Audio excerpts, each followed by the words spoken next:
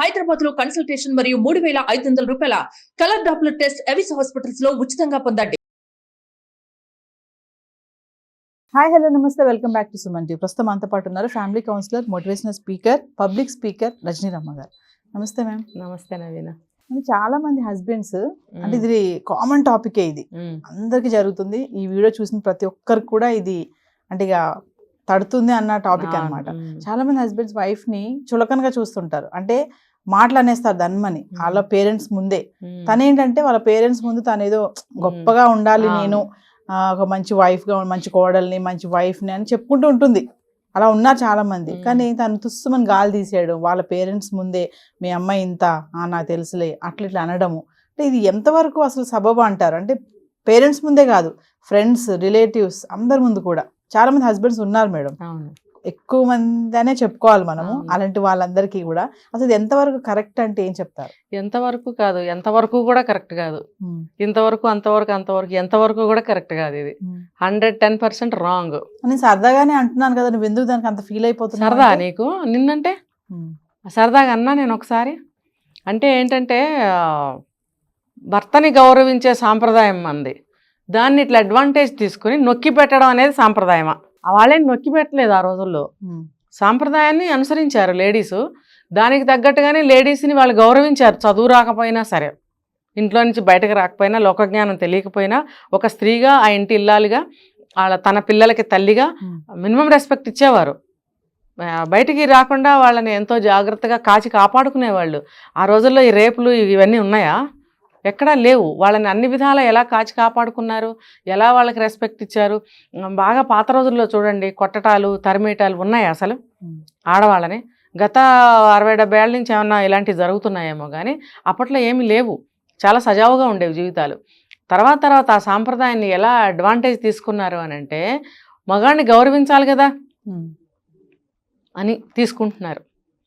అప్పుడు ఆడవాళ్ళని గౌరవించారు.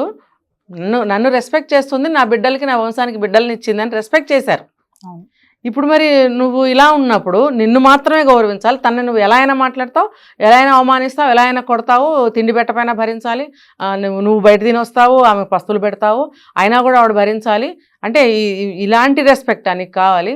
ఈ విధంగా నొక్కిపెట్టి ఉంచడము, అణగదీసి ఉంచడము, లొంగ తీసుకొని ఉంచడం అనేది అవసరమా? కావాలా? కరెక్టా? కాదు కదా, ఇదంతా కాదు. ఇంకోటి ఏంటంటే మీరు చెప్పినట్టు వాళ్ళ ఇంట్లో పేరెంట్స్ ముందు, సిబ్లింగ్స్ ముందు, చుట్టాల ముందు భార్యను భలే అదుపులో పెట్టాడు అని అనుకోవాలని గొప్పదనం కోసం కొన్ని చేస్తారు. దానికి తగ్గట్టు ఫ్యామిలీ మెంబర్స్ కూడా భార్యను కంట్రోల్ చేయలేకపోయావు. ఎప్పుడు వాడాలంటే నవీన గారు ఆ మాటని, ఇప్పుడు ఏ కారణం లేదు, అందరు బంధువులు ఉన్నారు, ఆ అమ్మాయి భార్య అనేది వచ్చి, ఏ ఏజ్ అయినా కానివ్వండి, వచ్చి అన్నెసరీగా, అసందర్భంగా ఏదైనా పిచ్చి పిచ్చిగా మాట్లాడి భర్త పట్ల అగౌరవంగా మాట్లాడితే అనాలి. ఏంటి భార్యని ఆ మాత్రం కంట్రోల్ పెట్టుకోలేకపోయాడు? అక్కడ తండ్రి ఉన్నాడు అనుకోండి, కూతుర్ని కంట్రోల్లో పెట్టుకోలేకపోయాడేంటి? ఒకవేళ పెళ్లి కాలేదు అనుకుందాం, లేదు తండ్రి లేడు, భర్త లేడు, పెద్దావిడైపోయింది, కొడుకుల్ని అంటారు, తల్లికి ఆ మాత్రం చెప్పుకోలేడా? అంత కంట్రోల్ పెట్టుకోలేకపోతున్నాడు ఏంటి తల్లిని సందర్భంలో? అంటే ఆవిడకి సంబంధించిన వాళ్ళు ఎవరన్నా ఉంటే గనక వాళ్ళని ఉద్దేశించి అంటారనమాట అటువంటి సందర్భంలో. అంతే అన్నెసరీగా నువ్వు పనిగట్టుకుని వచ్చి ఆమెని అలాంటి మాటలు మాట్లాడుతుంటే అది ఎంతవరకు కరెక్ట్ అని ఇప్పుడు నేను అడుగుతున్నా. అది కరెక్ట్ కానే కాదు. వాళ్ళ కుటుంబంలో ఎవరన్నా పెళ్ళైన దగ్గర నుంచి కూడా భార్యని అదుపులో పెట్టుకో, భార్యని కంట్రోల్లో పెట్టు, అలా చెయ్యి, ఇలా చెయ్యి, దానికి ఎక్కువ స్వతంత్రం ఇవ్వకు, ఎందులోకి రానివ్వకు, ఇలాంటివన్నీ ఖచ్చితంగా నేర్పుతున్నారు. అలా నేర్పడం వల్ల ఈ మగతనం అనేది ఇంకొంచెం ఎక్కువగా తెచ్చుకుని వాళ్ళని అలాగ లొంగదీసి ఒక మూలను కూర్చోబెట్టడం అనేది అలవాటు చేస్తున్నారు. ఇంకొకటి ఏంటంటే, వాళ్ళు వచ్చి చూడండి, ఇప్పుడు 4 బంధువులు వస్తారు, లేకపోతే చిన్న ఫంక్షన్ జరుగుతుంది మన ఇంట్లో, అందరూ వస్తారు, వాళ్ళ వైపు వాళ్ళు వీళ్ళ వైపు వాళ్ళు వచ్చినప్పుడు ఒక పండగ వాతావరణం ఉంటుంది అక్కడ. ఎంత బాగా చక్కగా అలంకరించుకుంటారు, పిండి వంటలు అన్నీ చేసుకుంటారు, అందరితో పాటు కలిసి తను కూడా అందులో పార్టిసిపేట్ చేసి అన్ని వంటలు చేస్తారు, అన్ని అందుబాటులో పెడతారు, సర్దుతారు, ఎంతో హ్యాపీగా ఉంటారు. ఉన్నప్పుడు అందరు చుట్టాలు వచ్చినప్పుడు ఫ్రీగా మాట్లాడాలనిపిస్తుంది కదా, కళ్ళతోటి ఇలా అంటుంటారు. అంటే అది ఒక అరేంజ్మెంట్ అనమాట. అంటే నువ్వు ఆనందాన్ని ఆమెను అనుభవించలేకుండా చేస్తున్నావు స్ట్రిక్ట్గా. ఇంకొకటి ఏంటంటే, ఈ సైడ్ నుంచుని తను అటున్నప్పుడు ఇలా అంటుంటారు. పాపం ఎవరు చూడరు, ఇటు పక్కన వాళ్ళు, తనకి మాత్రమే కనిపిస్తుంది, భయపడుతుంది, కంట్రోల్ అవుతుంటుంది. అంటే ఎందుకు, ఇది కూడా నాకు తెలిసిన విషయాలే నేను చెప్తాను, ఎప్పుడు కూడా చూసినవే చెప్తాను. ఇంకా ఆ అమ్మాయి భయపడుతుంది, ఆ ఆనందాన్ని అణిచేసుకుంటుంది, వాళ్ళందరితోటి గలగలా మాట్లాడాలన్న కోరికను చంపేసుకుంటుంది, అసలు ఏమీ మాట్లాడదు, మూగబోతుంది. ఫస్ట్ మూడ్ ఆఫ్ అవుతుంది, మనసు మూగబోతుంది, నోరు మూతబడిపోతుంది, ఇంకేం మాట్లాడటానికి సాహసించదు తను. ఇప్పుడు ఇంకొకటి, ఎక్కడ పడితే అక్కడ ఇష్టం వచ్చేట అవమానం చేస్తారు. ఏంటి మాట్లాడుతున్నావు, కళ్ళతోటి ఒకటి అవమానం, ఇలా ఇలా. మీరు అన్నట్టుగా సైగలు చేసేది ఒక రకం మేడం. కొంతమంది ఏంటంటే 10 మంది ఉన్నా కూడా అరుస్తారు, నీకు బుద్ధి లేదా, అది చెప్తున్నా, రకాలు చెప్తున్నా. కళ్ళతోటి హెరాస్మెంట్ అంటే నువ్వు వాళ్ళని ఏమంటున్నావు, లేకపోతే ఏం మాట్లాడుతున్నావు వాళ్ళతోటి. అమ్మో, ఇది ఏంటి తెలుసా అండి, ఇంకా చచ్చిపోవాలనిపిస్తుంది అక్కడ. అంత ఆనందము, అంత అలంకరణ, ఇంకా తీసి అవతల పారేసి మూల కూర్చోవాలనిపిస్తుంది అనమాట. ఇలాంటివి. ఇంకొకటి మీరు అన్నట్టు, ఏంటి ఎక్కువ మాట్లాడుతున్నావు, నీకు నోరు ఎందుకు లేస్తుంది, నీ పని సైలెంట్గా చేసుకో, నువ్వు ఎవరికి సలహా ఇస్తున్నావేంటి, అంత పెద్దదాని అయిపోయావా అంటారు. లేదు, లోపల నుంచి గబుక్కున వచ్చింది, అది కాదు అనేది చెప్పడానికి గబుక్కున ఉత్సాహంగా వచ్చింది, వెళ్ళి నీ అంట్లు దొంగపో ఉన్నారు, నువ్వు ఇక్కడ ఉండ తగదు దానివి కదా, అక్కడ ఉండే దానివి అన్నట్టుగా అనమాట. చెప్పొచ్చు వాళ్ళు, వెళ్ళు అంట్లు దొంగపో. అది జరుగుతున్నది ఏంటి, నువ్వు అనేదేంటి. అక్కడ ఫంక్షన్, చుట్టాలందరూ వచ్చారు, అంట్లు దొంగకోవాలా వెళ్ళి, నువ్వు అలా అనడం ఏంటి. ఇంకొకటి, నీకేం తెలుసు అని మాట్లాడుతున్నావు, పో లోపలికి, ఏంటి నోరు లెగుస్తుంది, నువ్వు చెప్పొచ్చావా, పెద్దవాళ్ళ ముందుకి అంత ధైర్యంగా వస్తున్నావేంటి నువ్వు. అసలు అమ్మో, ఈ మాటలన్నిటికీ కూడా చిత్రవధ అనమాట. వీటన్నిటికీ ఆన్సర్ ఒకటే, ఎందుకు అనే క్వశ్చన్ ఆ అమ్మాయికి వస్తుంది, కుళ్ళి ఏడుస్తుంది. అలా చెయ్యకండి దయచేసి. ఇప్పుడు ఆ అమ్మాయి నిజంగానే చెడ్డది, పిచ్చిగా అందరిలోకి వచ్చి మాట్లాడేస్తుంది అని అంటే కనుక ముందుగానే మీరు అమ్మాయికి కండిషన్స్ పెట్టండి. నువ్వు కానీ నోరు లేపావంటే గొడవ అవుతుంది, చెప్తున్నాను, నేను వాళ్ళ ముందే తిడతాను అంటే అప్పుడు కొంచెం జాగ్రత్తగా ఉండటానికి ట్రై చేస్తుంది. ఒక్కసారి కాకపోవచ్చు, అలా అలవాటు చేయాలి. ఇంకొక కేటగిరీ ఉంది, ఏంటంటే ఎక్కడ పడితే అక్కడ అంటారు కదా, అకారణంగా షాపింగ్ మాల్ అయినా, రోడ్డు మీద అయినా, ఎక్కడైనా కానీ, గుళ్ళో నేను కూడా చూసాను మేడం, చాలా మంది గుళ్ళో మీద కూడా బ్యాగులు పట్టు కూర్చుంటారు కదా బండి మీద లేడీస్, అక్కడ ఏదో కోపం వస్తుంది హస్బెండ్ కి, దాన్ని మనం రోడ్డు మీద అన్ని ఇసిరేస్తారు. వాడికి కోపం రాక్కర్లేదండి, వాడికి కోపం రాక్కర్లేదు, అదేంటంటే గబుకుని గుర్తొస్తుంది వాడి మగతనం. అమ్మో ఏంటి, నేనేదో కొంచెం ఎక్కువ కేర్ తీసుకుంటున్నట్టున్నాను అని. నువ్వు ఇక్కడ దిగిపో, ఇంటికి వెళ్ళిపోయి బ్యాగ్ తీసుకుని, నాకు పని ఉంది, వెళ్ళిపోతాడు అటు నుంచి అటు. ఆ బ్యాగ్ మోసుకుంటే ఇంటికి రావాలి, పిల్లలుంటే పిల్లల్ని తీసుకుని రావాలి. అక్కడ ఏం పని ఉండదు, గడిది గుడ్డు, ఊరికే కాసేపు అటు వెళ్ళేసేసి మళ్ళీ వస్తాడనమాట. ఈ లోపల పిల్లల్ని బ్యాగుల్ని తీసుకుని కష్టపడి కిందకో పైకో ఇంటికి వెళ్ళాలి. ఎక్కడ పడితే అక్కడ నోరు పారేస్తాడు. నేను చెప్పేది ఏంటంటే, అదే సమయంలో నిన్ను కూడా అనేసింది అనుకో, ఏంటి పరిస్థితి ఏంటి. ఇప్పుడు ఇంటికి వెళ్ళిన తర్వాత కొడతాడు, ఆ భయంతో ఆమె అనలేకపోతుంది. ఎందుకు కొడతారు, నువ్వు ఆగావు, ఆ అమ్మాయి అంటే తప్ప, నువ్వు అన్నెసరిగా ఎందుకు అంటున్నావు. ఒక స్త్రీ పురుష తేడా తప్పితే అన్నీ ఒకటే కదా, మిగతా సంగతులన్నీ. నేనంటే నువ్వు అంటావా అంటారు. అదే చెప్తున్నా, అంటే నేను భర్తని కాబట్టి నన్ను గౌరవించాల్సిందే. నేను ఇందాక చెప్పాను కదా, అది కాదు, ఆ కారణంతో గౌరవించాల్సిన అవసరం లేదు. నీకు రెస్పెక్ట్ ఇస్తున్నప్పుడు నీ రెస్పెక్ట్ నువ్వు కాపాడుకో, ఆమెకు కూడా ఇవ్వు.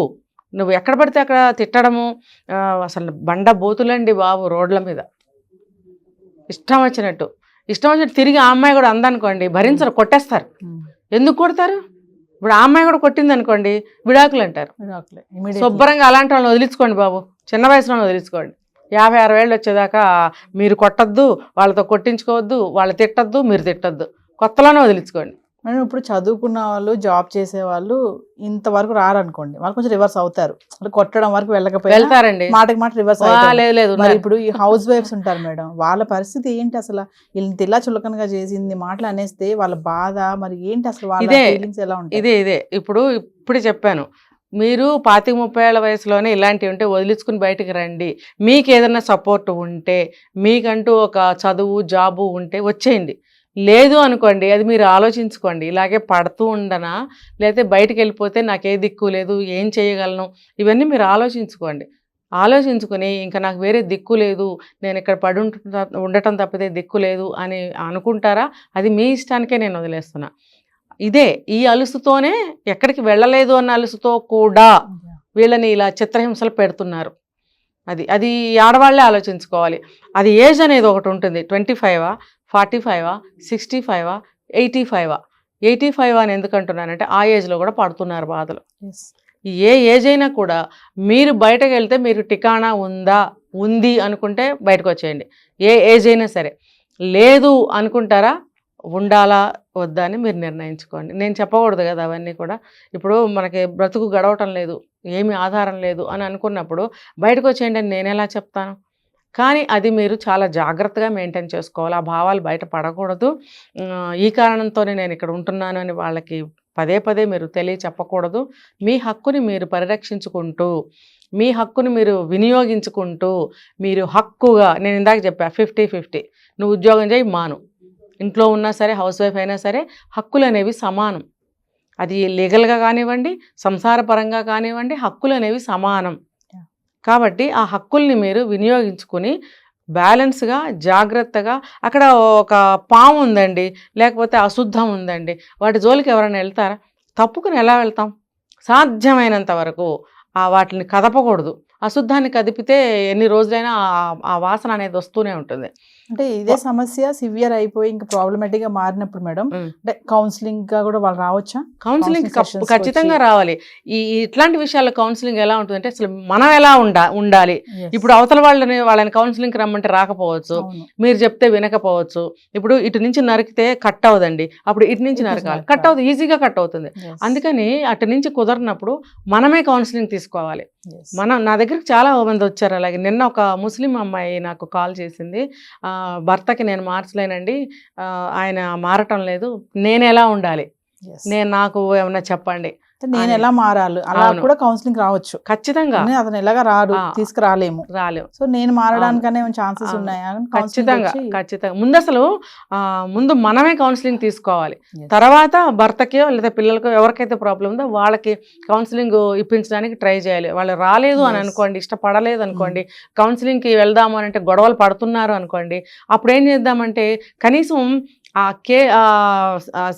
ఉన్న సమస్య యొక్క తీవ్రతని, సివియారిటీని తగ్గించడానికి మనం అనేవాళ్ళము కౌన్సిలింగ్ తీసుకుంటే కొంత ఉపశమనం అనేది దొరుకుతుంది, మనశ్శాంతి అనేది దొరుకుతుంది. దాంతో ఏంటంటే సమస్యలు కొన్ని తగ్గుతాయి ఇంట్లో. ఎందుకంటే దానికి మెంటల్ స్ట్రెస్ కూడా ఉంటుంది కదా మేడం. అవును, నేను ఏం చేయాలి అని దిక్కుతోచదు. కౌన్సిలింగ్ వస్తే ఖచ్చితంగా టిప్స్ దొరుకుతాయి.